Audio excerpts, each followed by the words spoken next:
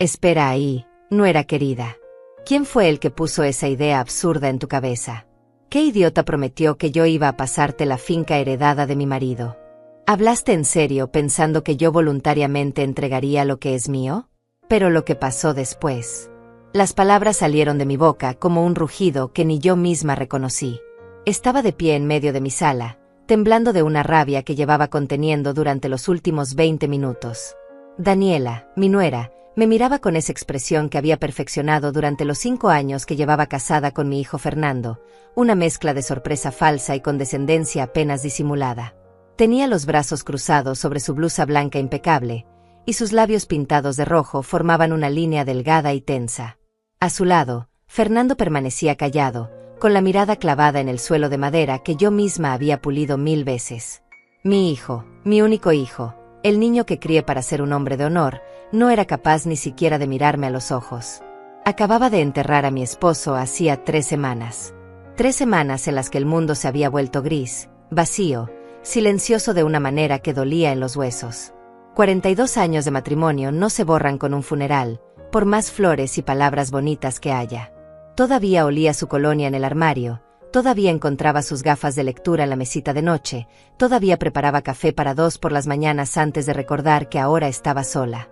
Y en medio de ese duelo que me partía el alma, estos 2 aparecieron en mi puerta exigiendo lo que nunca fue suyo. Daniela respiró hondo, como si necesitara armarse de paciencia para lidiar con una anciana tonta. Ese gesto, ese suspiro teatral, me enfureció aún más. Me miró directamente, sin pestañear, y habló con una voz tan dulce que daba asco. Aurelia, no te alteres así, por favor. No es bueno para tu presión. Ya no tienes la edad para estos arranques. ¿Mi presión? ¿Mis arranques? Sentí que la sangre me hervía en las venas. Tengo 65 años, no 90. Estoy más lúcida que nunca, más despierta que ella jamás lo estará. Pero esa era su estrategia, ¿verdad? Hacerme parecer frágil, confundida, senil. Hacerme parecer incapaz. No me hables de mi edad, Daniela, le contesté, y mi voz salió más firme de lo que esperaba. Y no me trates como si estuviera perdiendo la cabeza. Sé perfectamente lo que dijiste. Repetilo, si te animás. Decime otra vez que mi difunto esposo te prometió esta finca. Decime otra vez que tengo que firmar los papeles para transferirla a tu nombre. Vi cómo tragaba saliva. Buscó la mano de Fernando, pero él seguía ahí parado como un maniquí inútil. Daniela se recompuso rápidamente, alisó su falda gris y volvió a sonreír, pero esta vez la sonrisa no alcanzó sus ojos.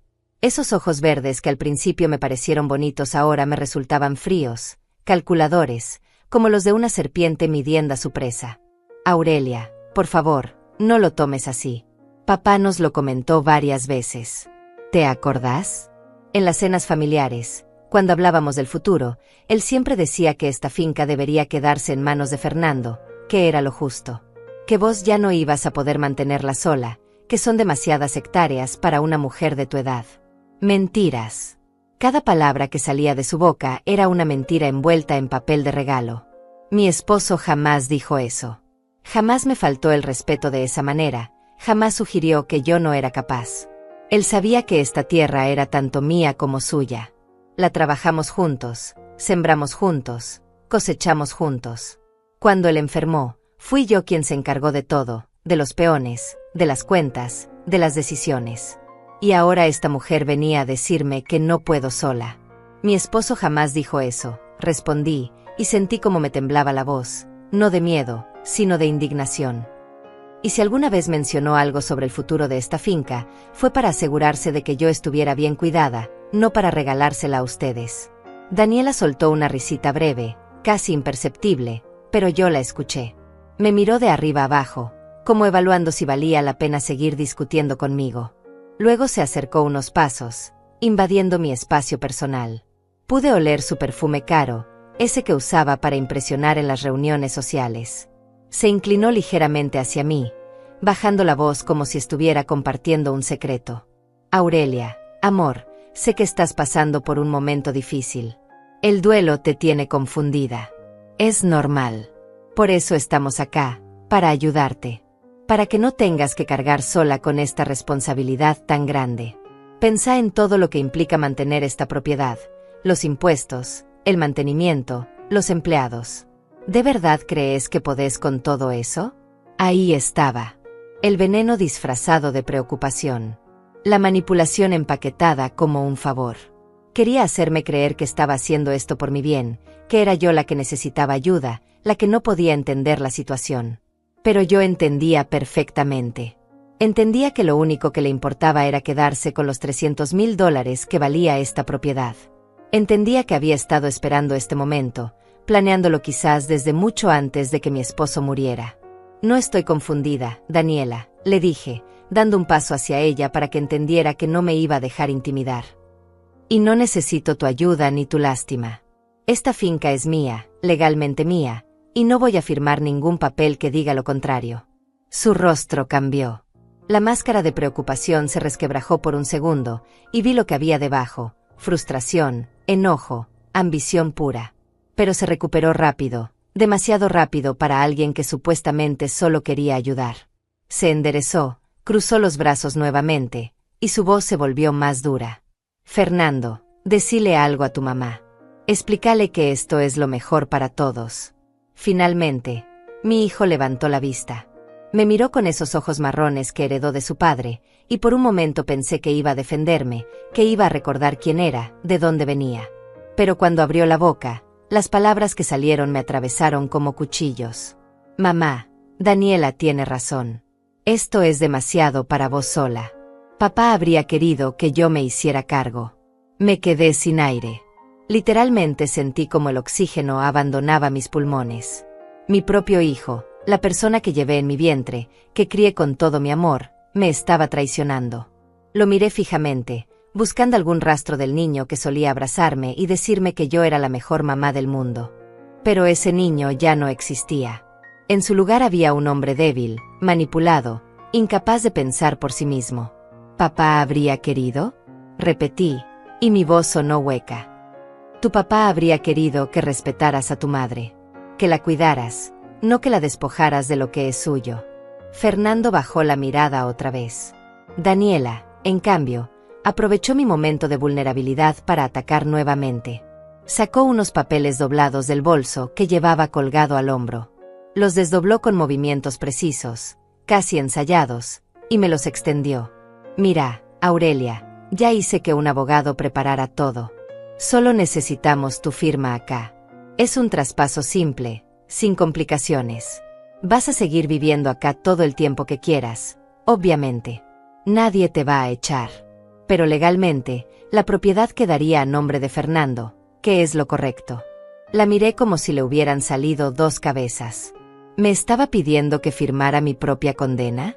¿Que renunciara voluntariamente a mi hogar, a mi seguridad, a mi futuro? Y encima tenía el descaro de decir que era lo correcto. Estás loca si pensás que voy a firmar eso, le dije, empujando los papeles lejos de mí. Salgan de mi casa. Ahora. Daniela no se movió.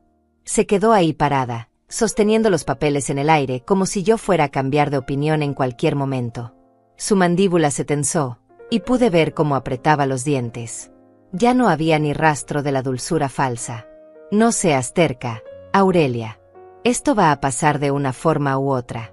Podés hacerlo por las buenas, firmando ahora y manteniendo la paz familiar, o podés hacerlo por las malas.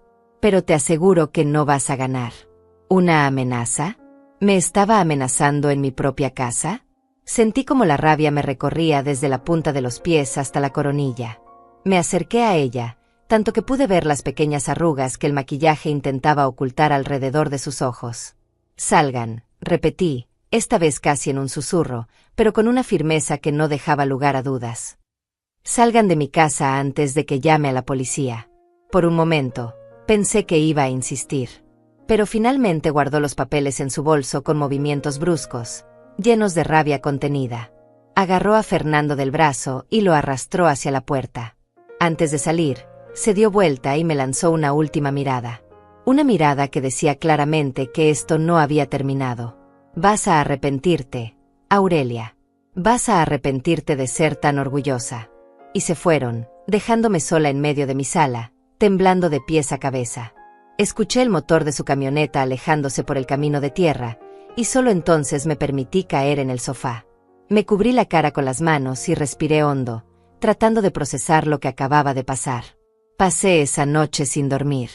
Me quedé sentada en el sillón de la sala, envuelta en la manta tejida que mi madre me había regalado hace décadas, mirando por la ventana hacia la oscuridad del campo. Las luces de la casa de los peones brillaban a lo lejos como pequeñas estrellas en la tierra, y el silencio era tan profundo que podía escuchar los grillos y el viento moviendo las hojas de los eucaliptos. Normalmente ese silencio me reconfortaba, me hacía sentir en paz. Pero esa noche solo amplificaba el eco de las palabras de Daniela en mi cabeza. Vas a arrepentirte de ser tan orgullosa. No era orgullo, quería gritarle. Era dignidad, era justicia, era defender lo que era mío por derecho. Pero ella nunca lo entendería, porque para gente como ella, todo se reduce a quien tiene más, quien controla más, quien gana. Cuando los primeros rayos del sol comenzaron a filtrarse por las cortinas, me levanté con el cuerpo adolorido y la mente exhausta. Me preparé un café cargado en la cocina, ese ritual matutino que había compartido con mi esposo durante tantos años. Mientras revolvía el azúcar en la taza, miré la silla vacía frente a mí, la silla donde él se sentaba cada mañana a leer el periódico. ¿Qué harías tú en mi lugar?, le pregunté al vacío. Pero no hubo respuesta, solo el tic-tac del reloj de pared y el canto lejano de un gallo. Me obligué a comer algo, aunque no tenía hambre. Un par de tostadas con mantequilla, un poco de queso. Necesitaba mantener las fuerzas, porque sabía que esto recién comenzaba. Daniela no era de las que se rinden fácilmente. La conocía lo suficiente como para saber que su amenaza era real, que ya estaba planeando su próximo movimiento. Pero yo también podía planear. Yo también podía prepararme. Después del desayuno, decidí llamar a Marcela, mi vecina y amiga de hace más de 20 años. Necesitaba hablar con alguien, desahogarme, escuchar una voz que no fuera la mía rebotando contra las paredes vacías de esta casa. Marqué su número con dedos temblorosos, y ella contestó al tercer timbre. «¿Aurelia? ¿Estás bien, querida?», preguntó de inmediato, con esa capacidad que tienen las verdaderas amigas de detectar cuando algo anda mal incluso antes de que hables. «Marcela, necesito verte. ¿Podés venir? Voy para allá ahora mismo». 20 minutos después, escuché su auto acercándose por el camino. Salí al porche a recibirla, y cuando la vi bajarse de su vieja camioneta blanca, con su pelo gris recogido en una coleta y su sonrisa cálida, sentí que algo dentro de mí se aflojaba. Marcela era de esas personas que irradiaban confianza y sensatez. Había criado 4 hijos sola después de que su marido muriera en un accidente laboral, había mantenido su propia finca a flote durante décadas, y nunca la había visto quebrarse ni rendirse ante nada. «Contame todo», me dijo mientras nos sentábamos en las sillas del porche con 2 tazas de café caliente. Y le conté. Le conté cada detalle de la visita de Daniela y Fernando, cada palabra venenosa, cada amenaza apenas disimulada. Marcela me escuchó en silencio, asintiendo de vez en cuando, su rostro volviéndose cada vez más serio a medida que yo hablaba. Cuando terminé, se quedó callada por un momento, mirando hacia los campos que se extendían frente a nosotras. «Esa mujer es una víbora», dijo finalmente, sin rodeos. Siempre lo supe. Desde el día que Fernando la trajo a casa por primera vez, vi algo en sus ojos que no me gustó.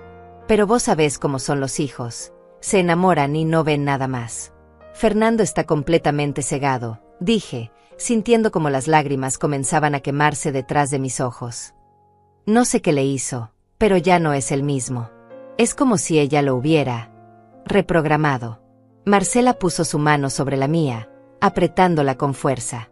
«Escúchame bien, Aurelia. No podés dejar que te hagan esto.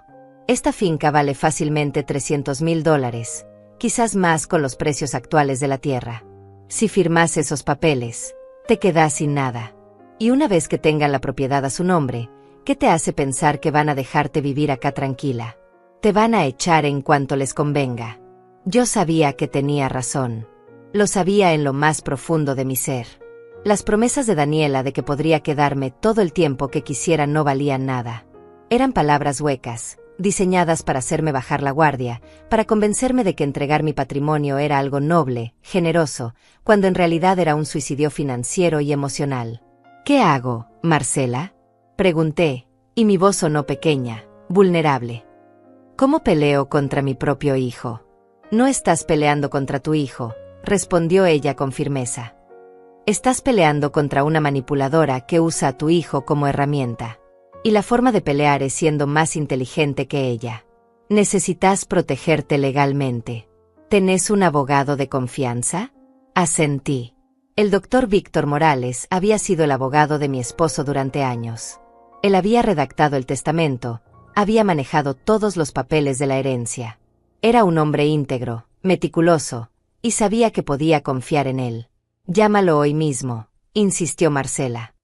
Contale lo que pasó. Asegúrate de que no puedan hacer ningún trámite fraudulento. Y si es necesario, conseguí una orden de restricción o algo que los mantenga alejados. Era un buen consejo, sensato y práctico. Pero había algo más que me carcomía por dentro, algo que iba más allá de lo legal. Es mi hijo, Marcela, susurré. Es mi único hijo. Si hago esto, si lo enfrento legalmente, quizás lo pierda para siempre. Ella me miró con esos ojos sabios que habían visto demasiado en la vida. Aurelia, si Fernanda está dispuesto a abandonarte por defender lo que esa mujer quiere, entonces ya lo perdiste. Pero si hay algo del hijo que criaste todavía dentro de él, eventualmente va a despertar y va a ver la verdad. Y cuando eso pase, va a necesitar que vos hayas sido fuerte. Que hayas protegido no solo tu patrimonio, sino tu dignidad. Tenía razón. Como siempre la tenía. Me limpié las lágrimas que habían comenzado a rodar por mis mejillas y asentí con determinación. Voy a llamar al doctor Morales ahora mismo. Marcela se quedó conmigo mientras hacía la llamada. El doctor Morales contestó personalmente, y cuando le expliqué la situación, su tono se volvió inmediatamente serio y protector. Señora Aurelia, eso que me cuenta es muy grave. Su nuera podría estar intentando cometer fraude o abuso financiero. Le voy a pedir que no firme absolutamente nada que le presenten, sin importar que le digan o cómo la presionen. Y necesito que venga a mi oficina esta semana para que tomemos medidas preventivas. ¿Qué tipo de medidas? Pregunté. Podemos establecer documentos legales que dejen claro que cualquier transferencia de propiedad bajo coacción o manipulación será inválida. También podemos notificar oficialmente a su hijo y a su nuera de que cualquier intento de apropiación indebida será perseguido legalmente.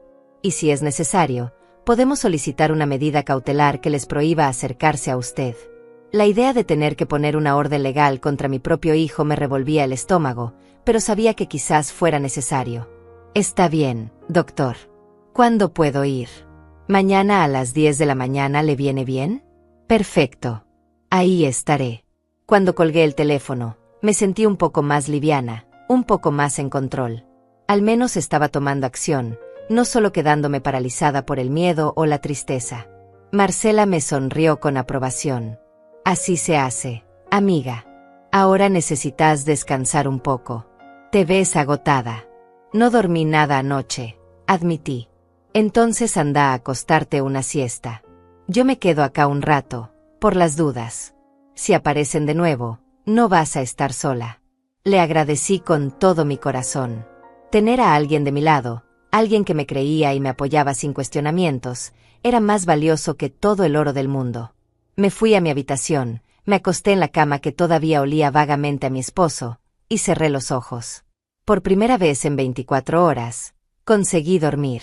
Fueron apenas un par de horas, pero me desperté sintiéndome un poco más humana. Marcela seguía en la sala, leyendo una revista que había encontrado en la mesa de centro. Cuando me vio aparecer, cerró la revista y me estudió con la mirada. «Te ves mejor», comentó. «Me siento mejor», respondí, y era verdad. «Gracias por quedarte. Para eso están las amigas». Pasamos el resto del día juntas, hablando de cosas triviales, recordando viejos tiempos, evitando deliberadamente el tema de Daniela y Fernando. Fue un alivio momentáneo, una burbuja de normalidad en medio del caos. Pero cuando el sol comenzó a ponerse y Marcela se despidió para volver a su casa, la realidad volvió a golpearme con fuerza. Estaba sola otra vez. Sola en esta casa grande, con demasiados recuerdos y demasiado silencio. Preparé una cena ligera, un sándwich y un té, y me senté frente al televisor sin realmente prestar atención a lo que pasaba en la pantalla. Mi mente no podía dejar de dar vueltas sobre lo mismo, ¿Qué haría Daniela ahora? ¿Cuál sería su próximo movimiento? La respuesta llegó 2 días después, y fue mucho más sutil de lo que esperaba. Era viernes por la tarde cuando escuché el auto acercándose por el camino. Estaba en el jardín, podando los rosales que mi esposo había plantado años atrás, tratando de mantenerme ocupada para no pensar demasiado. Cuando levanté la vista, vi la camioneta plateada de Fernando estacionándose frente a la casa. Mi corazón se aceleró inmediatamente, y sentí como mis manos apretaban las tijeras de podar con más fuerza de la necesaria. Pero esta vez, cuando la puerta se abrió, solo bajó Fernando. Daniela no venía con él. Mi hijo caminó hacia mí con pasos lentos, casi vacilantes. Llevaba una bolsa de papel en las manos, y su expresión era diferente. No tenía esa mirada esquiva de la última vez, ni esa postura defensiva. Se veía cansado, triste incluso. Me quedé quieta, observándolo acercarse, sin saber qué esperar. «Hola, mamá», dijo cuando llegó a mi lado, su voz apenas un murmullo. «Fernando», respondí, neutral, sin emoción. No iba a facilitarle las cosas. «Te traje esto», continuó, extendiendo la bolsa hacia mí. «Son esas galletas de nuez que te gustan, de la panadería del centro. Y también compré pan fresco para vos». Lo miré con desconfianza. ¿Galletas? ¿Venía a traerme galletas después de lo que había pasado? Después de haberme traicionado, de haberme faltado el respeto, de haber intentado robarme mi propiedad? No tomé la bolsa de inmediato, y él la sostuvo en el aire, esperando. «¿Daniela sabe que estás acá?», pregunté. Fernando desvió la mirada, incómodo. «Ella está en la ciudad. Fue de compras con unas amigas. Pensé que era un buen momento para venir a verte. Para hablar». Ajá. Entonces esto era algo que hacía a escondidas de su esposa. Interesante. Finalmente tomé la bolsa, más por reflejo que por otra cosa, y la dejé en la pequeña mesa de jardín que tenía junto a las macetas. «¿De qué querés hablar?», pregunté, cruzándome de brazos. Fernando se pasó una mano por el cabello, un gesto nervioso que hacía desde niño cuando estaba ansioso. «Mamá, yo sé que las cosas no salieron bien el otro día. Sé que te enojaste, y tenés razón». Daniela se puso un poco intensa. ¿Un poco intensa? Tuve que morderme la lengua para no explotar. Daniela no había estado un poco intensa. Había sido agresiva, manipuladora, amenazante. Pero dejé que Fernando siguiera hablando. Quería ver hasta dónde llegaba esta actuación. «Pero tenés que entender, mamá, que ella solo está preocupada. Preocupada por vos, por tu bienestar. Esta casa es muy grande, la finca requiere mucho trabajo. Y después de que papá», su voz se quebró ligeramente, «después de perderlo, es natural que nos preocupemos por cómo vas a manejar todo esto sola». Ahí estaba otra vez. El mismo discurso, las mismas palabras, solo que esta vez envueltas en una capa de falsa vulnerabilidad. Era el mismo veneno, pero administrado con una jeringa más pequeña, más suave. Querían que yo creyera que esto era por mi bien, que ellos eran los buenos de la historia. «Fernando, tengo 65 años, no 90, dije con firmeza. Estoy perfectamente capacitada para manejar mi propia vida y mi propia propiedad. Y no necesito que nadie me la quite bajo la excusa de que me están haciendo un favor». Él suspiró, mirando hacia el suelo. «No queremos quitarte nada, mamá. Solo queremos ayudar. Queremos que vivas tranquila, sin preocupaciones. Si de verdad quisieran ayudarme, vendrían a visitarme más seguido. Me preguntarían cómo estoy. Me harían compañía en lugar de exigirme que firme papeles. Pero no, lo único que les interesa es esta finca». «No es así», protestó él, pero su voz no sonaba convincente ni siquiera para él mismo. Lo miré a los ojos, buscando a mi hijo, al niño que había criado con amor y sacrificio. ¿Seguía ahí adentro, en algún lugar? ¿O Daniela lo había consumido completamente? Entonces decime, Fernando, ¿por qué no viniste solo desde el principio? ¿Por qué tuviste que traer a Daniela con esos papeles ya preparados, con un abogado ya contratado, exigiendo que yo firmara en ese mismo momento? Si de verdad se trataba de ayudarme, ¿no hubiera sido mejor conversarlo primero? Preguntarme qué necesito, qué quiero. Fernando abrió la boca, pero no salió ninguna palabra. Se quedó ahí parado, como un niño atrapado en una mentira, sin saber qué responder. Y en ese silencio, vi la verdad. Daniela lo había mandado. Esto era parte de su plan, otra estrategia. El ataque directo no había funcionado, entonces ahora venía el acercamiento gentil, el hijo arrepentido trayendo regalos. Era patético y transparente. No tengo nada más que decir, Fernando, continué. Esta propiedad es mía. La voy a mantener.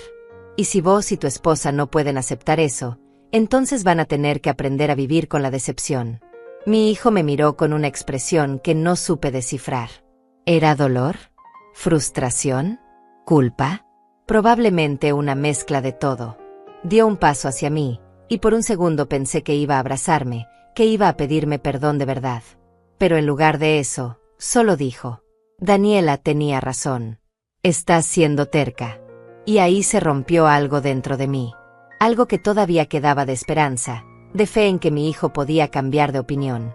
Le había dado su oportunidad de disculparse, de reconocer el error, de ponerse de mi lado. Y él eligió a ella. Otra vez. Ándate, Fernando, dije, y mi voz salió helada. Llévate tus galletas y ándate. Mamá. Ándate. Ahora. Lo vi vacilar, mirando entre la bolsa de galletas y yo, como si no pudiera creer que lo estaba echando. Pero finalmente giró sobre sus talones y caminó de regreso a su camioneta. No se llevó las galletas. Dejó la bolsa ahí, en la mesa del jardín, como un recordatorio patético de su intento fallido de manipulación. Escuché el motor encenderse, vi cómo se alejaba levantando una nube de polvo en el camino. Y solo cuando estuvo completamente fuera de vista, me permití sentarme en una de las sillas del jardín y respirar hondo. Mis manos temblaban. No de miedo, sino de adrenalina, de rabia contenida, de tristeza por lo que mi familia se había convertido. Tomé la bolsa de galletas y la llevé adentro. Las puse en la alacena, aunque sabía que probablemente nunca las comería. Cada vez que las viera, recordaría este momento. Recordaría cómo mi hijo intentó comprar mi perdón con pan y galletas, como si eso pudiera borrar la traición. Esa noche, mientras preparaba la cena, sonó el teléfono. Era un número desconocido. Dudé antes de contestar, pero finalmente lo hice. ¿Señora Aurelia Ramírez?, preguntó una voz masculina que no reconocí.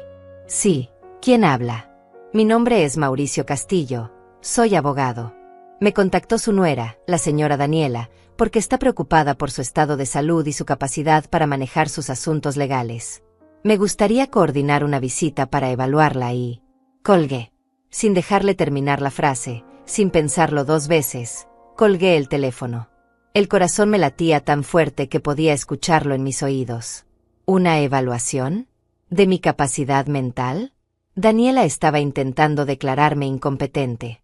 Estaba buscando la forma legal de quitarme la finca sin mi consentimiento, argumentando que yo no estaba en condiciones de tomar decisiones. El teléfono volvió a sonar. El mismo número. No contesté. Sonó 3 veces más en los siguientes 10 minutos, y todas las veces dejé que se fuera al buzón de voz.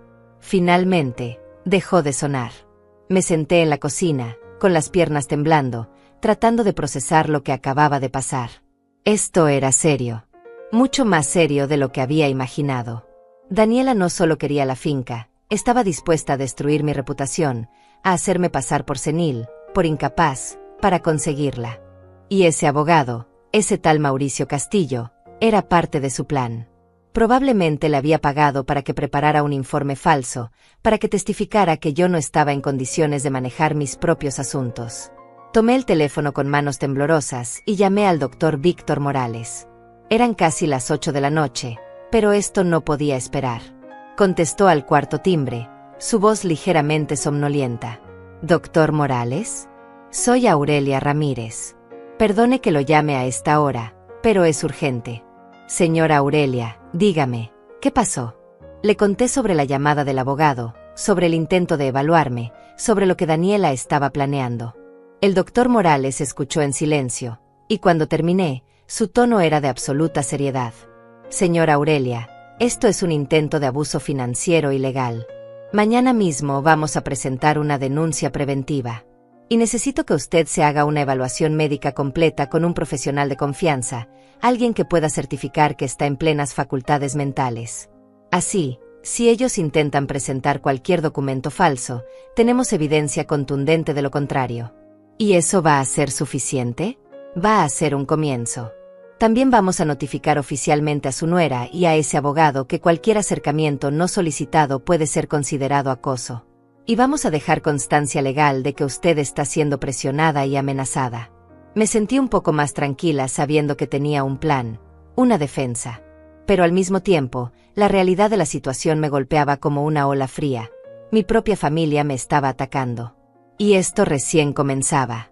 Los días siguientes fueron una nebulosa de visitas médicas, reuniones con el doctor Morales y una vigilancia constante de cada llamada, cada auto que pasaba por el camino, cada sombra que se movía cerca de mi casa. Me sentía como si estuviera viviendo en un estado de alerta permanente, esperando el próximo ataque de Daniela.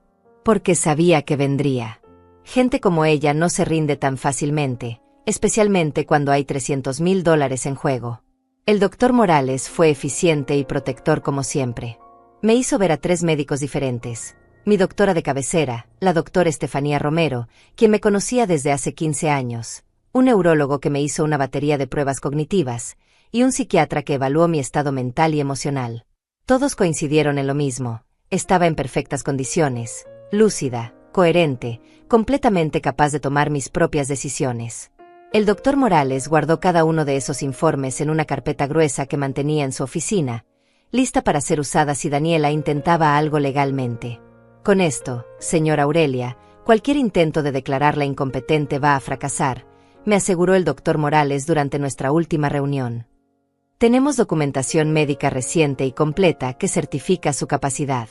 Pero necesito que usted siga vigilante. Si su nuera o ese abogado vuelven a contactarla, no responda. Llámeme inmediatamente a mí. Asentí, agradecida por tener a alguien tan competente de mi lado.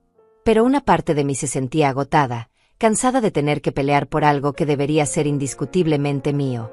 ¿Por qué tenía que gastar energía, tiempo y dinero defendiendo lo que mi esposo y yo habíamos construido juntos durante décadas? ¿Por qué mi propia familia me obligaba a esto? Pasó una semana sin noticias de Fernando ni de Daniela. Una semana de silencio que debería haberme dado paz, pero que en cambio me llenaba de ansiedad. Porque sabía que el silencio no significaba rendición. Significaba planificación. Significaba que estaban preparando algo. Y tenía razón. Era un martes por la tarde cuando vi el auto acercándose. No era la camioneta de Fernando esta vez, sino un sedán negro que no reconocí. Se estacionó frente a mi casa, y bajó Daniela. Pero no venía sola. La acompañaba una mujer mayor, de unos 70 años quizás, con el cabello completamente blanco recogido en un moño, vestida con ropa elegante pero discreta. Llevaban bolsas en las manos, como si vinieran de hacer compras. Observé desde la ventana de la sala, sin salir a recibirlas. Daniela tocó el timbre, esperó unos segundos, y volvió a tocar. Finalmente abrí la puerta, pero me quedé en el umbral, sin invitarlas a pasar.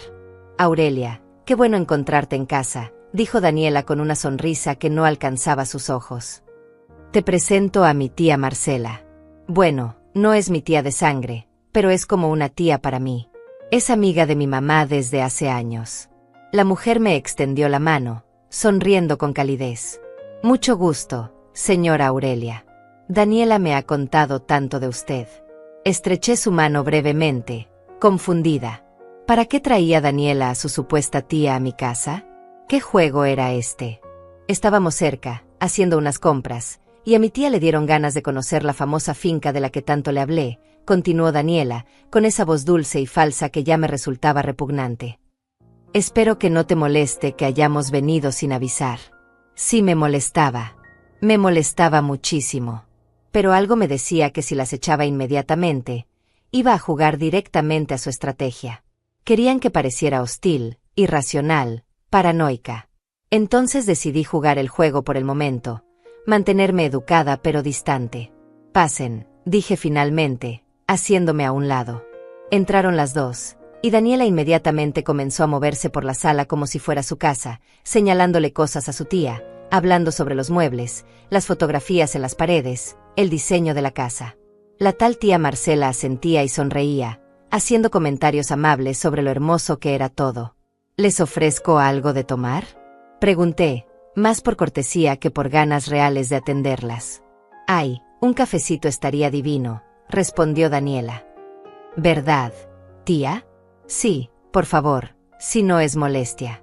Fui a la cocina a preparar café, pero dejé la puerta abierta para poder escuchar lo que decían.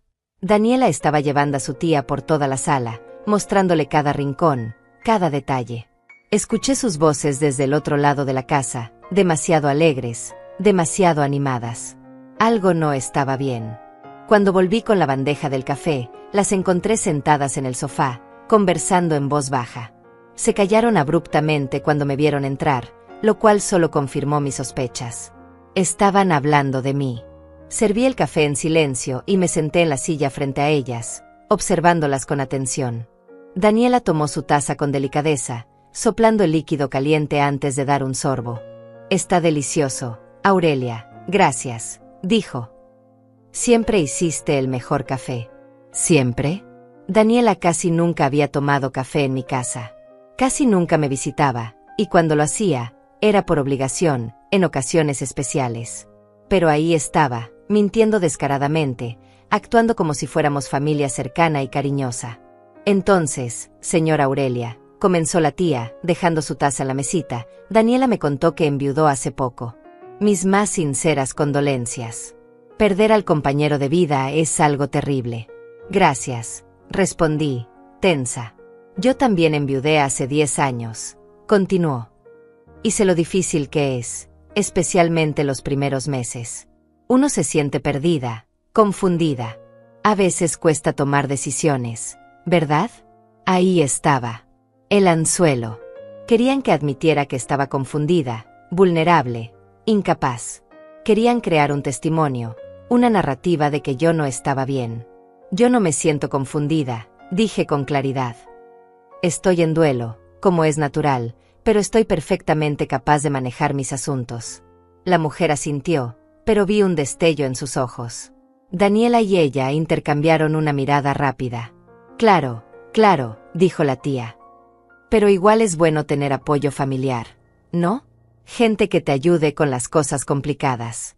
Daniela me contó que esta finca es bastante grande, que requiere mucho trabajo y atención. La manejo perfectamente, insistí. ¿Y los empleados? ¿Todavía tiene los mismos peones que trabajaban con su esposo?, preguntó Daniela, inclinándose hacia adelante con falso interés. Sí. Ellos conocen el trabajo y lo hacen bien. ¿Y las finanzas? Los impuestos, las cuentas, todo eso? Porque papá siempre se encargaba de esas cosas, ¿verdad? Ahí estaba otra vez, insinuando que yo dependía completamente de mi esposo, que sin él estaba perdida. Pero la realidad era muy diferente. Yo siempre había estado involucrada en las finanzas de la finca. Conocía cada número, cada deuda, cada ingreso. Tu papá y yo manejábamos las finanzas juntos, dije. Y ahora las manejo yo sola, sin ningún problema. Vi cómo la mandíbula de Daniela se tensaba ligeramente. No le gustaba que la contradijera, que arruinara su narrativa de la viuda desamparada. Aurelia, nadie está cuestionando tu capacidad, dijo, cambiando de táctica. Solo queremos asegurarnos de que no estés sobrecargada. Por ejemplo, ¿cuándo fue la última vez que pagaste los impuestos de la propiedad? Era una trampa. Si decía que no me acordaba, iba a parecer senil. Si daba una fecha equivocada, iba a parecer confundida. Pero yo sabía exactamente cuándo había pagado. Los pagué el 15 del mes pasado. Están al día, respondí sin vacilar. Daniela pestañeó, sorprendida. ¿Y la inspección anual del sistema de riego? ¿Ya la programaste? Está programada para la semana que viene. El mismo técnico que viene hace 5 años. Cada respuesta mía era un golpe a su plan. Podía ver la frustración creciendo en sus ojos, aunque intentaba mantener la sonrisa pegada en la cara. La tía también parecía incómoda, dándose cuenta quizás de que la habían traído con pretextos falsos. El café se enfrió mientras seguían haciendo preguntas, cada una diseñada para encontrar alguna grieta, alguna evidencia de que yo no estaba manejando bien las cosas. Pero yo tenía respuestas para todo. Porque era verdad. Estaba manejando la finca perfectamente, quizás mejor que nunca, porque ahora le dedicaba toda mi atención y energía. Después de casi una hora de este interrogatorio disfrazado de conversación amistosa, finalmente se levantaron para irse. Daniela recogió su bolso con movimientos bruscos, ya sin molestarse en ocultar su irritación. Bueno, Aurelia, fue lindo visitarte, dijo, pero su tono era cualquier cosa menos amable. Espero que sigas manejándote bien. Lo haré, respondí, caminando hacia la puerta para apurarlas a salir. La tía me dio un último apretón de manos, murmurando algo sobre lo linda que era la casa, y salieron hacia el auto. Las vi subirse y alejarse, y solo cuando desaparecieron completamente por el camino, cerré la puerta y me apoyé contra ella. Estaban recopilando información, buscando debilidades, preparando su próximo movimiento. Esa noche no pude dormir otra vez.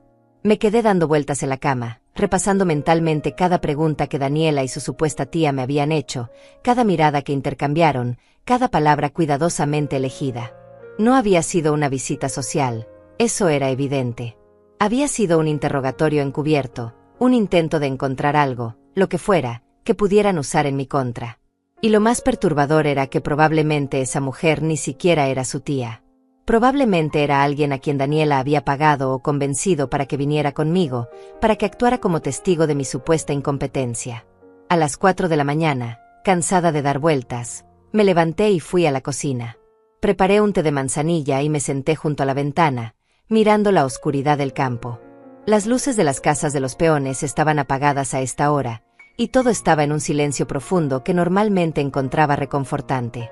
Pero esa madrugada, ese silencio se sentía amenazante, como si estuviera esperando que algo malo sucediera. Cuando el sol finalmente comenzó a salir, ya había tomado una decisión. No podía seguir siendo reactiva, esperando a ver qué hacía Daniela para después defenderme. Necesitaba ser proactiva. Necesitaba protegerme de todas las formas posibles, cerrar cada puerta que ella pudiera intentar abrir, fortificar cada punto débil que pudiera explotar. A las 9 de la mañana llamé al doctor Morales y le conté sobre la visita de Daniela y la supuesta tía. Él escuchó con atención, haciendo preguntas específicas sobre qué habían dicho exactamente, qué habían observado, cuánto tiempo se quedaron. Están construyendo un caso, señora Aurelia, dijo cuando terminé. Están recopilando lo que ellos llaman evidencia de que usted necesita ayuda. Probablemente van a presentar testimonios de personas que dirán que la vieron confundida, olvidadiza, incapaz de manejar sus asuntos. Es una estrategia común en casos de abuso financiero de adultos mayores. ¿Y qué puedo hacer?, pregunté, sintiendo como la ansiedad me apretaba el pecho. Primero, vamos a documentar todo. Quiero que usted lleve un registro diario de cada interacción con su nuera y su hijo. Fecha, hora, qué dijeron, qué hicieron. Si es posible, grabe las conversaciones. En este estado es legal grabar conversaciones propias sin consentimiento de la otra parte. Segundo, vamos a preparar un poder legal duradero a favor de alguien de su absoluta confianza, alguien que no sea su hijo. Así, si ellos intentan nombrarse como sus tutores legales, ya hay alguien designado oficialmente. ¿Mi amiga Marcela podría ser esa persona?, pregunté. Perfectamente. Si ella acepta, podemos redactar los documentos esta misma semana. Después de colgar con el doctor Morales, llamé inmediatamente a Marcela. Ella vino a mi casa esa misma tarde, y le expliqué lo que estaba pasando, lo que el abogado había sugerido. Marcela no dudó ni un segundo. Claro que acepto, Aurelia. Es más, me honra que confíes en mí de esa manera. Vas a ver que vamos a proteger todo lo que es tuyo, y esa víbora de tu nuera no va a poner ni un dedo sobre esta propiedad. Su firmeza me dio fuerzas. No estaba sola en esto. Tenía aliados, gente que realmente se preocupaba por mí, no por lo que podían sacar de mí. Los días siguientes fueron extrañamente tranquilos. No hubo llamadas, no hubo visitas, no hubo señales de Daniela ni de Fernando. Era como si hubieran desaparecido. Debería haberme sentido aliviada, pero en cambio me sentía más nerviosa que nunca. Porque el silencio significaba que estaban planeando algo grande, algo que requería tiempo y preparación. Fue Marcela quien notó el primer movimiento. Una tarde, ella estaba en el pueblo haciendo compras cuando vio a Daniela en la farmacia. No era inusual, todos íbamos al pueblo eventualmente. Pero lo que llamó la atención de Marcela fue con quien estaba hablando Daniela, la doctora Estefanía Romero, mi médica de cabecera. Marcela se acercó discretamente, fingiendo mirar los productos en el pasillo contiguo, y alcanzó a escuchar parte de la conversación. Daniela estaba preguntándole a la doctora sobre mi salud, sobre si había notado algún cambio en mí últimamente, alguna señal de deterioro cognitivo. La doctora, profesional como siempre, respondió que no podía discutir información médica de sus pacientes con nadie, ni siquiera con familiares, sin el consentimiento del paciente. Daniela insistió, diciendo que estaba muy preocupada por mí, que había notado que me olvidaba de cosas, que a veces parecía confundida. La doctora Romero mantuvo su postura, negándose a compartir cualquier información. Daniela se fue visiblemente frustrada, y la doctora se quedó ahí parada, con una expresión seria y preocupada. Marcela esperó a que Daniela se fuera, y luego se acercó a la doctora Romero. Le contó brevemente lo que estaba pasando, que Daniela estaba intentando declararme incompetente para quedarse con mi propiedad. La doctora escuchó con atención y luego dijo algo que Marcela me repitió palabra por palabra esa misma noche. Dígale a Aurelia que venga a verme mañana. Necesito hablar con ella sobre esto. Y dígale que no se preocupe, que yo conozco perfectamente su estado de salud y que nadie va a poder decir lo contrario mientras yo sea su médica. Fui a ver a la doctora Romero al día siguiente.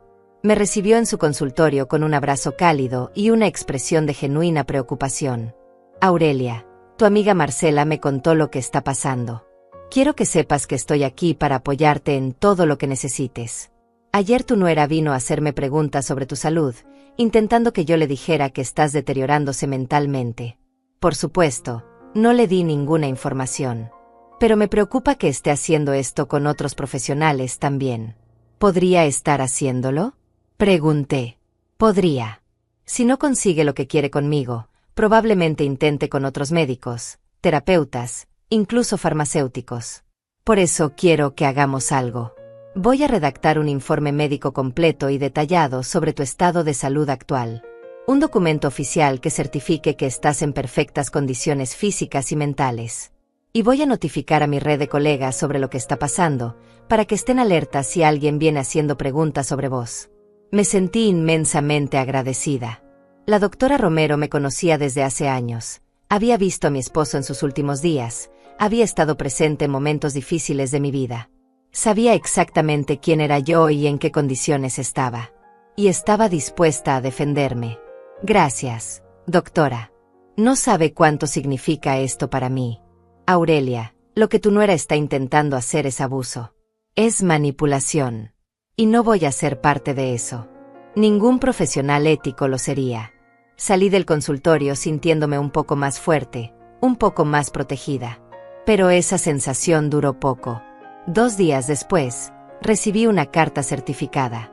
Era de un bufete de abogados que no conocía, representando a Fernando y Daniela. La carta era formal, fría, llena de términos legales que apenas entendía.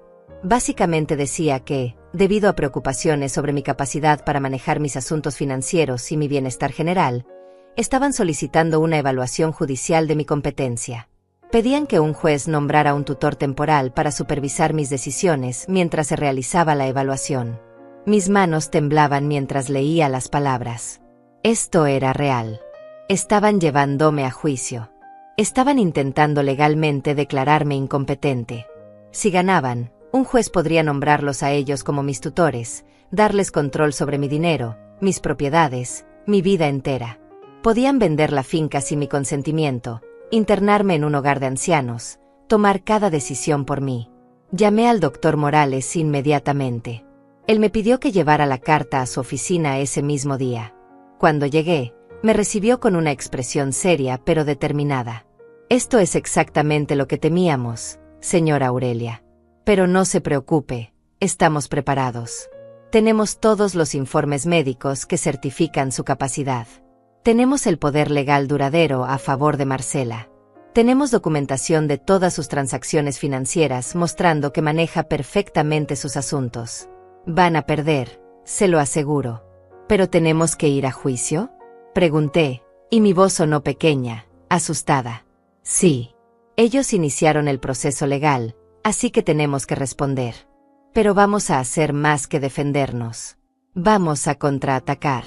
Vamos a presentar evidencia de que esto es un intento de abuso financiero, de manipulación.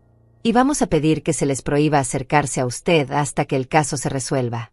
La idea de ir a un tribunal, de tener que probar frente a un juez que estaba en mis cabales, me llenaba de vergüenza y rabia.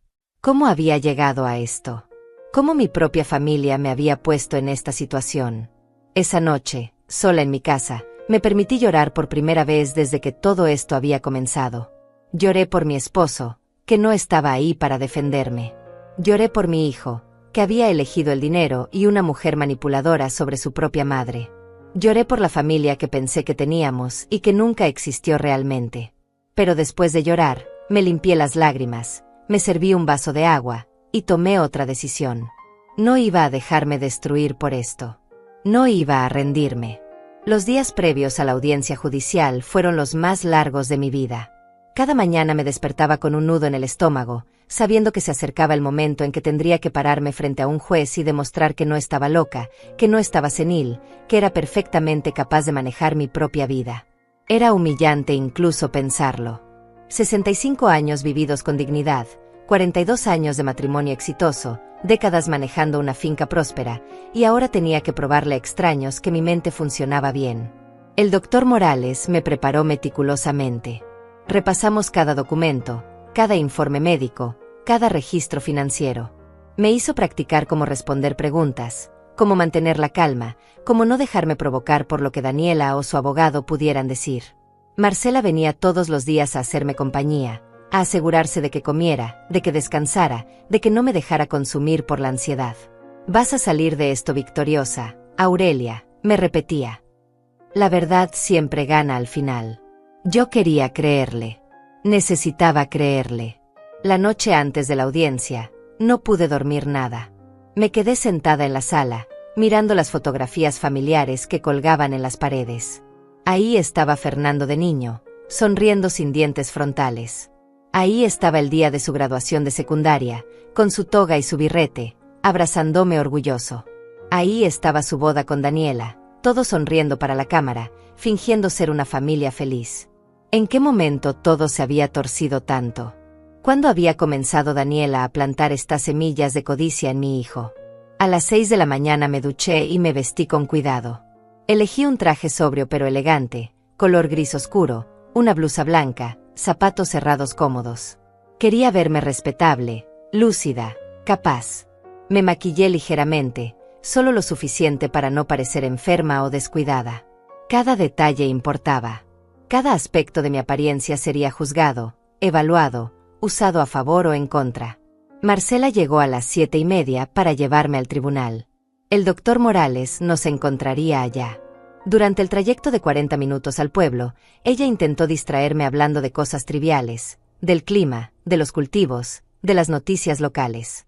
Pero yo apenas podía concentrarme en sus palabras. Mi mente estaba en lo que vendría. Cuando llegamos al edificio del tribunal, vi la camioneta de Fernando estacionada cerca de la entrada. El estómago se me revolvió.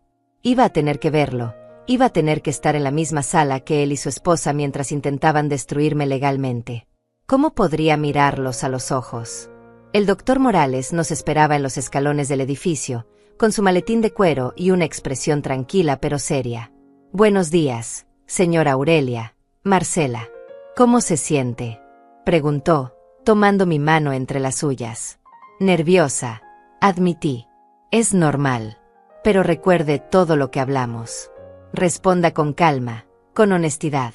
No se deje provocar. Usted tiene la verdad de su lado, y eso es más poderoso que cualquier mentira que ellos puedan inventar». Entramos al edificio y nos dirigimos a la sala de audiencias.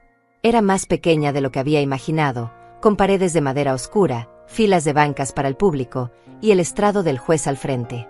Ya había algunas personas sentadas, funcionarios del tribunal probablemente. Y ahí, en el lado opuesto de la sala, estaban Fernando y Daniela con su abogado.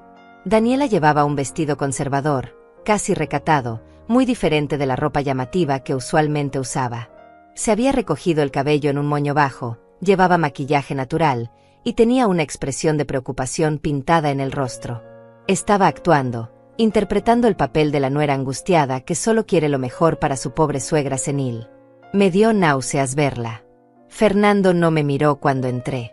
Tenía la vista clavada en la mesa frente a él, las manos entrelazadas, la postura rígida. ¿Sentía algo de culpa? ¿Algo de vergüenza? ¿O ya estaba tan bajo el control de Daniela que había perdido completamente su propia conciencia? Nos sentamos en nuestro lado de la sala. El doctor Morales abrió su maletín y comenzó a organizar los documentos.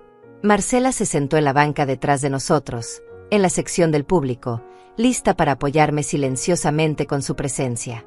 A las 9 en punto, el alguacil anunció la entrada del juez. Todos nos pusimos de pie. El juez era un hombre de unos 60 años, de rostro serio pero no severo, con lentes de marco metálico y una toga negra impecable. Se sentó en su estrado, revisó brevemente los papeles frente a él, y luego nos miró a todos. Buenos días. Estamos aquí para la audiencia en el caso de Fernando Ramírez y Daniela Ramírez versus Aurelia Ramírez, petición de evaluación de competencia y posible tutela. ¿Están presentes todas las partes? Los abogados de ambos lados confirmaron. El juez asintió y continuó. Muy bien. He revisado la petición presentada por los señores Ramírez, así como la respuesta presentada por la señora Aurelia Ramírez. Antes de proceder, quiero dejar claro que este tribunal toma muy en serio cualquier alegación de incompetencia. No es algo que se determine a la ligera. La carga de la prueba recae en quienes hacen la alegación. Abogado de los peticionarios, puede comenzar. El abogado de Daniela y Fernando se puso de pie. Era un hombre de unos 40 y tantos años, con traje caro y una sonrisa que me pareció calculadora y falsa. Ese debía ser Mauricio Castillo, el que había intentado llamarme para evaluarme. Su señoría. Gracias. Mi nombre es Mauricio Castillo y represento a Fernando Ramírez y Daniela Ramírez. Estamos aquí hoy porque estamos genuinamente preocupados por el bienestar de la señora Aurelia Ramírez, madre de mi cliente Fernando. Desde el fallecimiento de su esposo hace aproximadamente 2 meses, hemos notado un deterioro significativo en su capacidad para manejar sus asuntos diarios y tomar decisiones racionales. Apretaré los puños debajo de la mesa. Deterioro significativo. Mentiras. Puras mentiras. La señora Aurelia ahora vive sola en una propiedad rural extensa que requiere supervisión constante y decisiones complejas. Mi cliente y su esposa han intentado múltiples veces ofrecerle ayuda, sugerirle que quizás sería mejor transferir la responsabilidad de la propiedad a alguien más joven y capaz. Sin embargo, la señora Aurelia ha reaccionado con hostilidad, paranoia, e incluso ha hecho acusaciones infundadas contra mi cliente y su esposa. ¿Paranoia? ¿Acusaciones infundadas? Sentí como la rabia comenzaba a hervirme en las venas, pero el doctor Morales puso una mano suave sobre mi brazo, recordándome que debía mantener la calma. Tenemos testigos que pueden corroborar episodios de confusión, olvidos y comportamiento errático por parte de la señora Aurelia, continuó Castillo. También tenemos preocupaciones sobre su capacidad para manejar las finanzas de la propiedad, que involucran sumas considerables de dinero. Por el bien de la señora Aurelia, solicitamos que este tribunal ordene una evaluación psicológica completa y, si es necesario, nombre un tutor que pueda protegerla de tomar decisiones que puedan perjudicarla a ella misma. Terminó su declaración inicial y se sentó.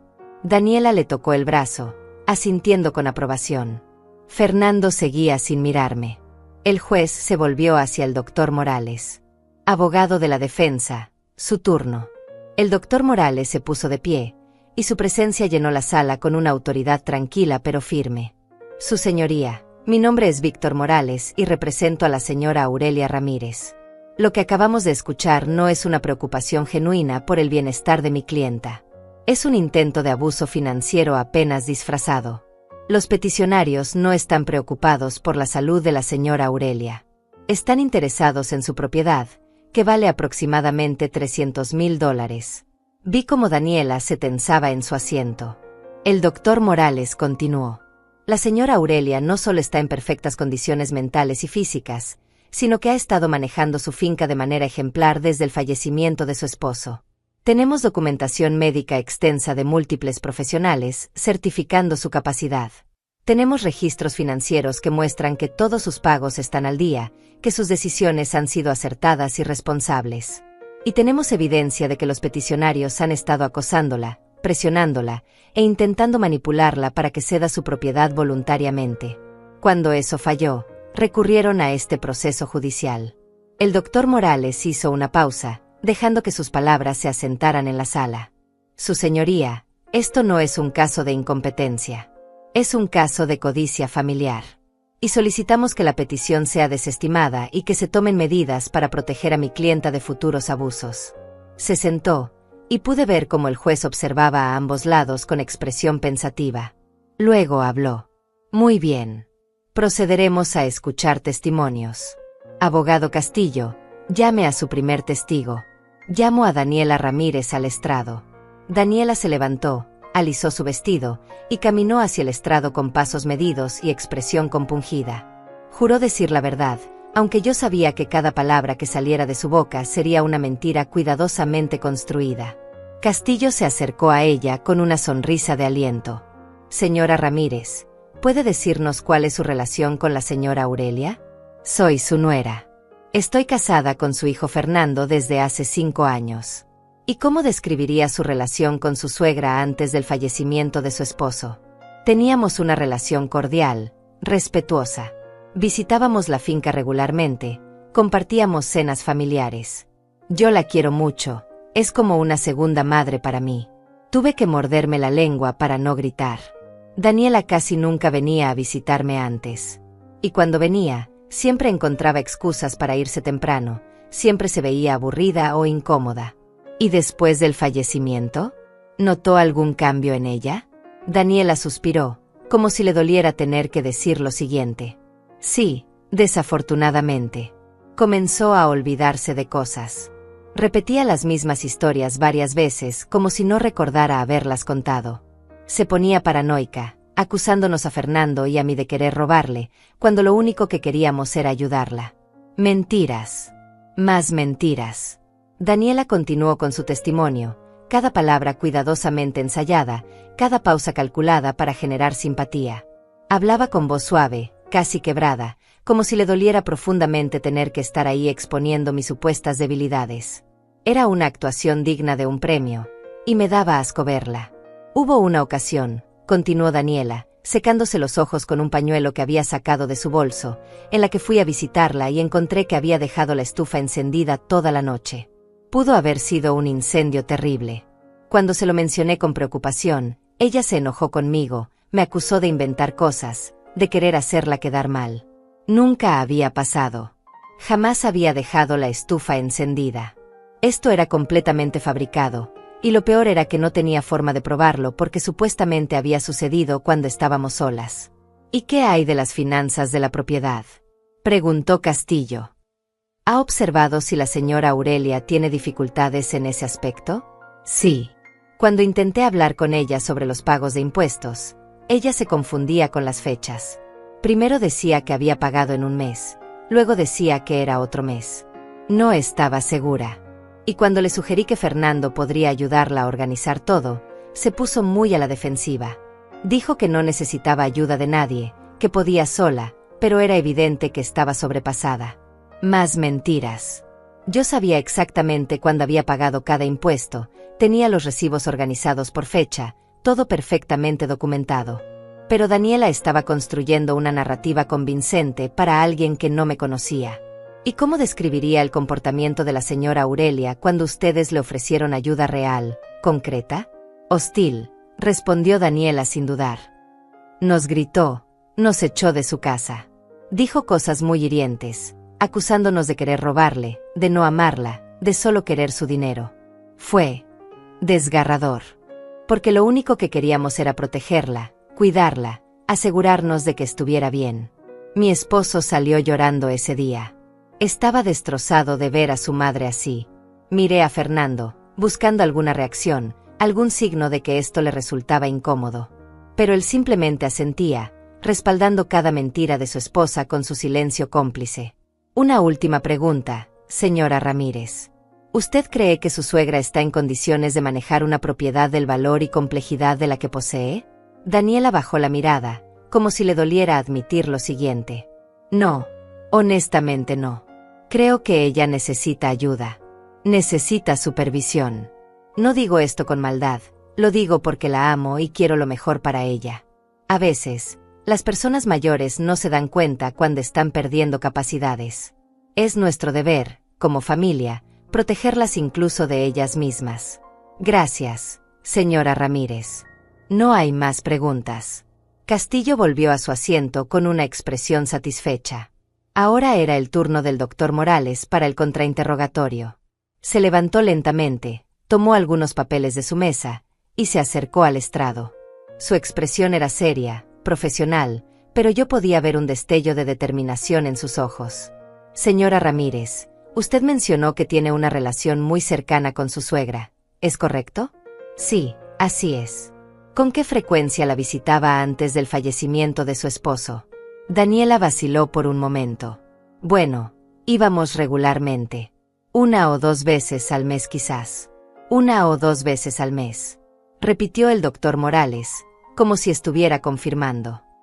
Y después del fallecimiento, ¿cuántas veces la visitó en las primeras 2 semanas del duelo? Daniela se movió incómoda en su asiento. No recuerdo exactamente. Permítame refrescarle la memoria. Según los registros de llamadas y las declaraciones de vecinos, usted no visitó a su suegra ni una sola vez en las 2 semanas posteriores al funeral de su esposo. De hecho, su primera visita fue exactamente 19 días después del funeral, ¿correcto? El rostro de Daniela se puso ligeramente rojo. Estábamos lidiando con nuestro propio duelo también. Fernando estaba muy afectado. Comprendo. Pero para alguien que dice querer a su suegra como a una segunda madre, ¿no le parece extraño no haberla acompañado en los momentos más difíciles de su vida? Objeción, su señoría, interrumpió Castillo. El abogado está especulando sobre los sentimientos de mi clienta. Denegada. Es una pregunta válida sobre la naturaleza de la relación. Puede responder, señora Ramírez. Daniela apretó los labios. Como dije, estábamos procesando el duelo a nuestra manera. El doctor Morales asintió, pero su expresión dejaba claro que no le creía. Muy bien. Hablemos del incidente de la estufa que usted mencionó. ¿En qué fecha ocurrió exactamente? No recuerdo la fecha exacta. ¿Fue en octubre? ¿Noviembre? ¿Hace cuánto tiempo aproximadamente? Hace unas semanas, creo. ¿Y llamó a los bomberos? ¿Tomó alguna fotografía de la estufa encendida? ¿Hay algún testigo de este incidente además de usted? Daniela se removió en su asiento, claramente incómoda. No llamé a nadie. Solo apagué la estufa y hablé con Aurelia sobre ello. Entiendo. Entonces no hay ninguna evidencia física o testimonial de este supuesto incidente aparte de su palabra. Así es, pero sucedió. El doctor Morales tomó una carpeta de su mesa y la abrió. Señora Ramírez, usted y su esposo presentaron una petición para evaluar la competencia de la señora Aurelia. ¿Es consciente de que, si esta petición tuviera éxito, ustedes podrían ser nombrados como tutores legales de ella?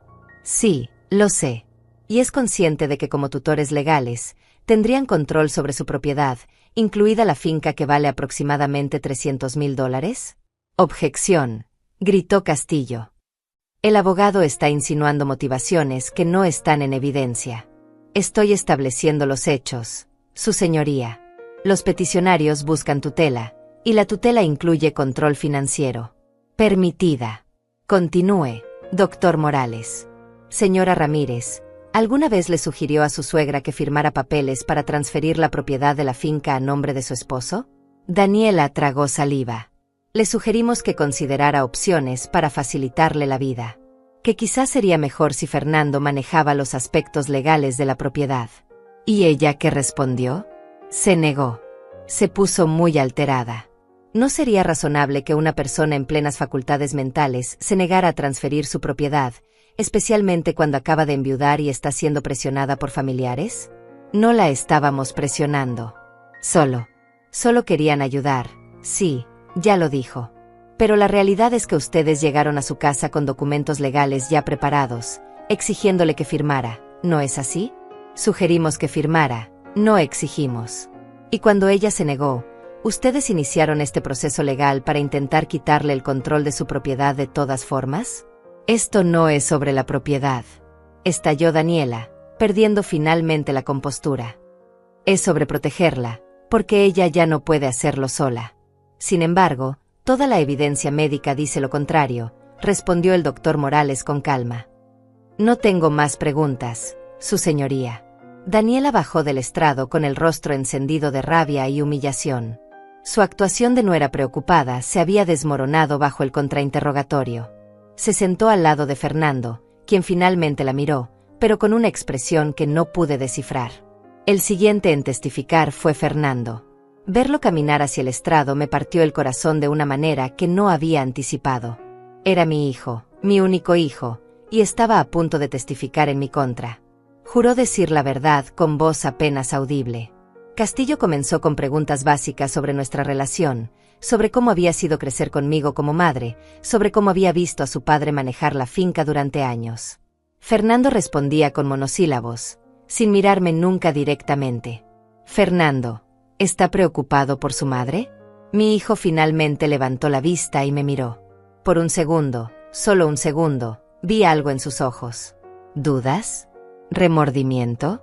Pero luego desvió la mirada y respondió. Sí, estoy preocupado. ¿Puede decirnos por qué? ¿Por qué? Porque está sola. Porque la finca es muy grande. Porque desde que mi padre murió, ella no es la misma. ¿En qué sentido no es la misma? Fernando se pasó una mano por la cara, y pude ver que estaba incómodo. Está más defensiva, más desconfiada. Antes confiaba en mí, me pedía consejos. Ahora actúa como si yo fuera su enemigo. ¿Y por qué cree que actúa así? No lo sé. Quizás el duelo la cambió. Quizás está confundida. Solo sé que no me deja ayudarla, y eso me preocupa. Cuando el doctor Morales se levantó para el contrainterrogatorio, su primera pregunta fue directa y devastadora. Fernando, ¿cuándo fue la última vez que visitó a su madre solo, sin su esposa? Fernando parpadeó, sorprendido por la pregunta. Yo fui hace unas semanas. Sí, cuando le llevó galletas. ¿Y antes de eso? ¿Cuándo fue la última vez que pasó tiempo de calidad con su madre, solo ustedes dos, como solían hacer antes? Fernando no respondió. El silencio se extendió incómodamente. ¿Puede recordar una sola ocasión en el último año en la que haya visitado a su madre sin que Daniela estuviera presente o sin que fuera para discutir temas de dinero o propiedad? Yo no estoy seguro. Fernando, su madre acaba de perder al amor de su vida. Está pasando por uno de los momentos más difíciles que una persona puede experimentar. Y usted, en lugar de consolarla, de acompañarla, de ser el hijo que ella necesita, viene con demandas legales y peticiones de transferir propiedades. ¿Le parece que ese es el comportamiento de un hijo preocupado por el bienestar de su madre? Yo sí me preocupo por ella, dijo Fernando, y su voz se quebró. Entonces retiren esta petición. Discúlpese con su madre. Reconstruyan su relación. Porque esto, el doctor Morales señaló los papeles en la mesa, esto no es amor filial. Esto es otra cosa. Fernando bajó la cabeza, y por primera vez desde que todo esto comenzó, lo vi llorar. El juez llamó a un receso de 15 minutos después del testimonio de Fernando. Salí de la sala con las piernas temblorosas, sostenida por Marcela que no se había separado de mi lado ni un momento. Fuimos al pasillo, donde encontramos un banco cerca de una ventana. Me senté y respiré profundamente, tratando de calmar el temblor que recorría todo mi cuerpo. Lo estás haciendo bien, Aurelia, me dijo Marcela, apretando mi mano. El doctor Morales los está destrozando. Cualquiera puede ver que esto es una farsa. Quería creerle, pero el miedo seguía ahí, agazapado en mi pecho.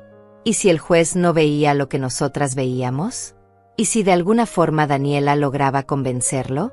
Cuando volvimos a la sala, el ambiente había cambiado. Fernando estaba sentado con los hombros caídos, mirando al suelo. Daniela, en cambio, tenía una expresión tensa, casi furiosa. Algo había pasado durante el receso, alguna discusión entre ellos quizás. El juez tomó su lugar y miró al doctor Morales. ¿Tiene más testigos, abogado de la defensa? Sí, su señoría. Llamo a la doctora Estefanía Romero al estrado. Mi médica entró a la sala con su maletín profesional y una expresión seria pero confiada. Juró decir la verdad y se sentó en el estrado con la espalda recta y las manos cruzadas sobre su regazo. El doctor Morales se acercó a ella con una sonrisa respetuosa. Doctora Romero, ¿puede decirnos cuál es su relación profesional con la señora Aurelia Ramírez? Soy su médica de cabecera desde hace 15 años. La he atendido en consultas regulares, chequeos anuales, y durante la enfermedad terminal de su esposo. ¿Y cuál es su evaluación del estado de salud mental y física de la señora Aurelia? La señora Aurelia está en excelente estado de salud para su edad. No presenta ningún signo de deterioro cognitivo, demencia, o cualquier otra condición que pudiera afectar su capacidad de tomar decisiones. De hecho, la evalué exhaustivamente hace apenas 2 semanas, precisamente porque ella me informó de esta situación legal. Los resultados de pruebas cognitivas, evaluaciones neurológicas y exámenes psicológicos son completamente normales. ¿Ha notado usted algún cambio preocupante en ella desde el fallecimiento de su esposo? Es natural que una persona en duelo muestre señales de tristeza, cansancio emocional, incluso algunos cambios en el apetito o el sueño. Pero eso no es incompetencia. Eso es dolor humano normal. La señora Aurelia está procesando su duelo de manera saludable. Está consciente, alerta, y perfectamente capaz de manejar sus asuntos. Doctora, ¿la nuera de la señora Aurelia la contactó recientemente? La doctora Romero asintió, y su expresión se tornó más seria. Sí. Hace aproximadamente una semana, la señora Daniela Ramírez me abordó en una farmacia local e intentó obtener información médica confidencial sobre mi paciente. Me preguntó específicamente si había notado deterioro mental, olvidos, confusión. Le informé que no podía discutir información médica de ningún paciente sin su consentimiento. Ella insistió, argumentando que era familiar y que estaba preocupada. Mantuve mi postura profesional. ¿Y qué opinión le formó ese encuentro? Me pareció inapropiado y sospechoso. Si realmente estuviera preocupada por el bienestar de su suegra, habría hablado directamente con ella, o habría venido a una consulta médica formal con el consentimiento de la paciente. Intentar obtener información médica de manera irregular sugiere otras motivaciones. Daniela se removió incómoda en su asiento. El doctor Morales sonrió levemente. Gracias, doctora. No hay más preguntas. Castillo intentó un contrainterrogatorio, pero fue débil. La doctora Romero era una profesional respetada en la comunidad, con credenciales impecables y ninguna razón para mentir. Su testimonio era sólido como una roca. Después de ella, el doctor Morales presentó los informes del neurólogo y del psiquiatra, ambos con conclusiones idénticas. Yo estaba completamente competente. También presentó mis registros financieros, mostrando que todos los pagos de la finca estaban al día, que las cuentas estaban balanceadas, que no había ningún signo de mala administración. Finalmente, me llamaron a mí al estrado. Caminé hacia el frente de la sala con las piernas todavía temblorosas, pero la cabeza en alto. No iba a dejarme ver débil. No iba a darles esa satisfacción. Juré decir la verdad y me senté, mirando directamente al juez. El doctor Morales me hizo preguntas básicas primero. Mi nombre, mi edad, cuánto tiempo había vivido en la finca, cómo había sido mi matrimonio, cómo manejaba las responsabilidades diarias.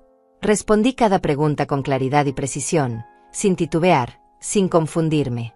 Señora Aurelia, ¿puede explicarnos en sus propias palabras qué sucedió cuando su hijo y su nuera vinieron a visitarla después del funeral de su esposo? Respiré hondo y conté toda la historia. Les dije cómo habían llegado con papeles legales ya preparados, cómo Daniela exigió que firmara la transferencia de la propiedad, cómo me amenazó cuando me negué. Les conté sobre las visitas posteriores, sobre el abogado que intentó llamarme para evaluarme, sobre la supuesta tía que Daniela trajo para interrogarme. ¿Tiene usted alguna intención de transferir su propiedad a su hijo o a su nuera? No. Esta finca es mi hogar, mi sustento, mi legado. Mi esposo y yo la construimos juntos durante décadas.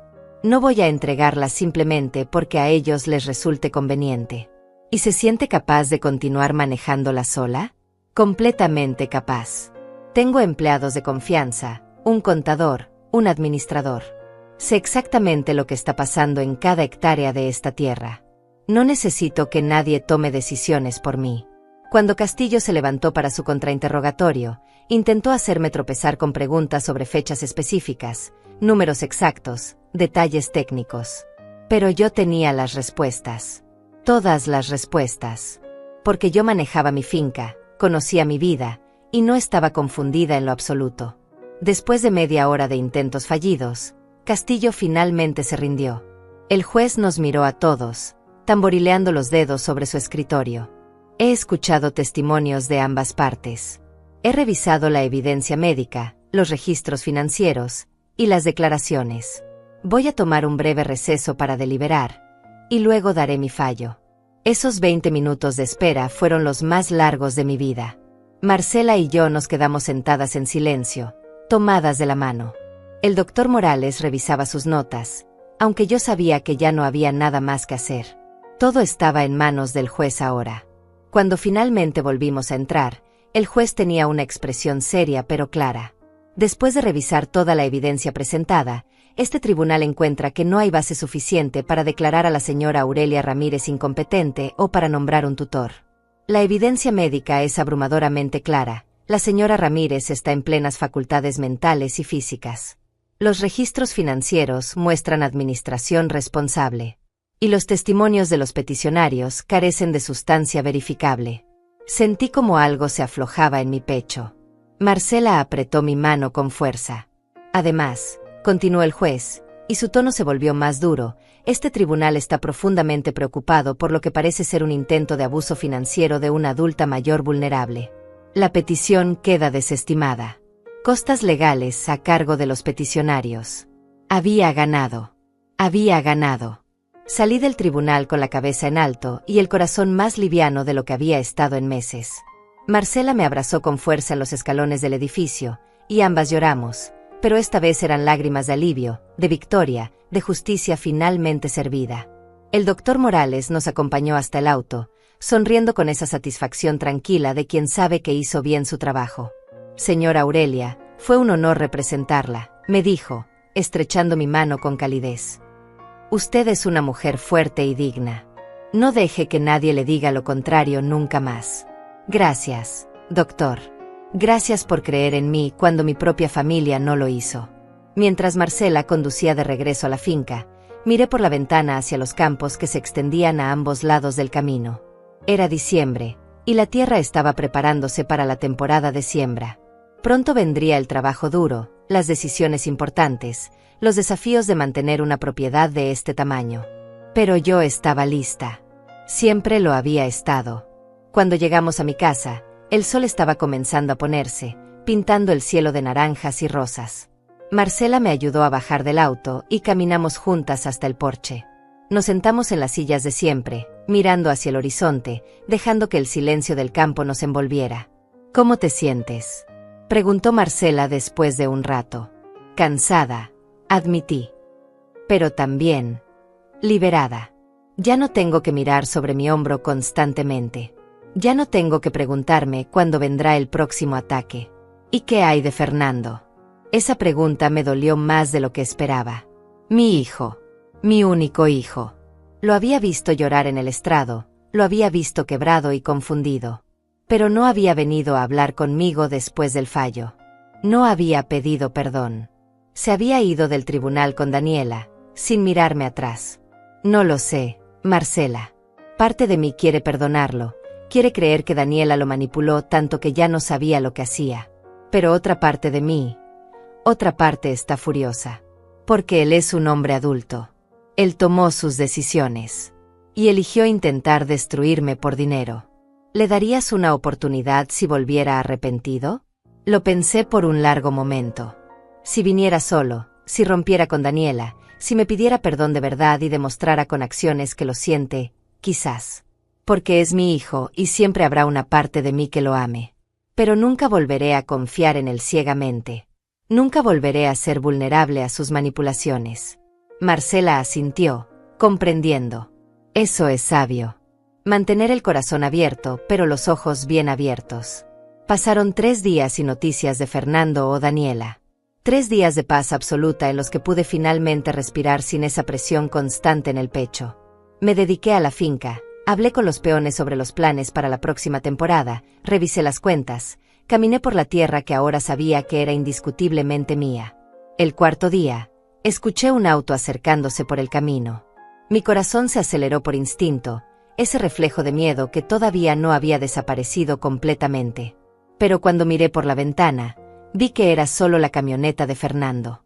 Él venía solo. Salí al porche y esperé. Fernando bajó del vehículo con movimientos lentos, inseguros. Se veía más delgado que la última vez, con ojeras profundas y la ropa arrugada. Caminó hacia mí y se detuvo al pie de los escalones, sin atreverse a subir. «Mamá», dijo, y su voz se quebró. «¿Puedo hablar contigo?». Lo miré en silencio por un momento, evaluándolo, buscando señales de sinceridad o de otra manipulación. «¿Dónde está Daniela?». «Me fui de la casa. Estoy quedándome en un hotel mientras resuelvo las cosas». «¿Te fuiste?». Fernando asintió, y vi lágrimas comenzar a rodar por sus mejillas. Después del juicio, finalmente pude ver lo que ella realmente era. Lo que yo me había convertido por seguirla. «Mamá, lo siento tanto. Fui un idiota ciego, un mal hijo, no tengo palabras para describir lo horrible que fui contigo». Quería correr hacia él, abrazarlo, decirle que todo estaba bien. Pero no todo estaba bien. No podía fingir que lo que había pasado no había sucedido. ¿Por qué debería creerte, Fernando? ¿Cómo sé que esto no es otra estrategia de Daniela? Porque ella ni siquiera sabe que estoy acá, respondió. Cuando le dije que me iba, que no quería seguir con esto, se puso furiosa. Me dijo que era un débil, que tú me habías lavado el cerebro. Ahí fue cuando finalmente entendí que ella nunca me amó a mí. Solo amaba lo que podía obtener a través de mí. ¿Y cuánto tiempo te tomó darte cuenta de eso, Fernando? ¿Después de intentar robarme mi casa? ¿Después de tratar de declararme incompetente? Lo sé, mamá. Lo sé. No tengo excusa. Fui un cobarde. Dejé que ella me convenciera de que estábamos haciendo lo correcto, de que te estábamos protegiendo. Pero en el fondo, yo sabía. Sabía que estaba mal y lo hice de todas formas. Bajé los escalones lentamente y me paré frente a él. Lo miré a los ojos, esos ojos que eran tan parecidos a los de su padre. Casi me destruyes, Fernando. Casi pierdo todo por lo que tu padre y yo trabajamos durante décadas. ¿Entendés la gravedad de lo que hiciste? Sí, susurró. Y voy a vivir con esa culpa el resto de mi vida. No quiero tu culpa, le dije con firmeza. Quiero que aprendas de esto. Quiero que seas el hombre que tu padre pensaba que serías. El hombre que yo crié para que fueras. ¿Me vas a perdonar algún día? No lo sé, Fernando. El perdón no es algo que se da automáticamente. Se gana. Con tiempo, con acciones, con cambios reales. Él asintió, limpiándose las lágrimas con el dorso de la mano. ¿Puedo al menos intentarlo? ¿Puedo demostrarte que cambié? Lo pensé por un largo momento. Podía sentir el dolor en mi pecho, la herida todavía fresca de su traición. Pero también podía ver el arrepentimiento genuino en sus ojos, el quiebre en su voz. Era mi hijo. Siempre sería mi hijo. Podés intentarlo, dije finalmente. Pero va a tomar tiempo. Y no va a ser fácil. Y si alguna vez, volvés a traicionarme, no habrá una tercera oportunidad. Entiendo. Gracias, mamá. Gracias por no cerrarme la puerta completamente. No lo abracé. Todavía no estaba lista para eso. Pero tampoco le di la espalda. Nos quedamos ahí parados, en un territorio intermedio entre el perdón y el distanciamiento, tratando de encontrar un camino de regreso el uno al otro. Volvé a tu hotel, Fernando, le dije suavemente. Dale tiempo a las cosas. Y cuando hayas resuelto tu situación con Daniela, cuando estés realmente listo para reconstruir nuestra relación, volvé. Vamos a hablar.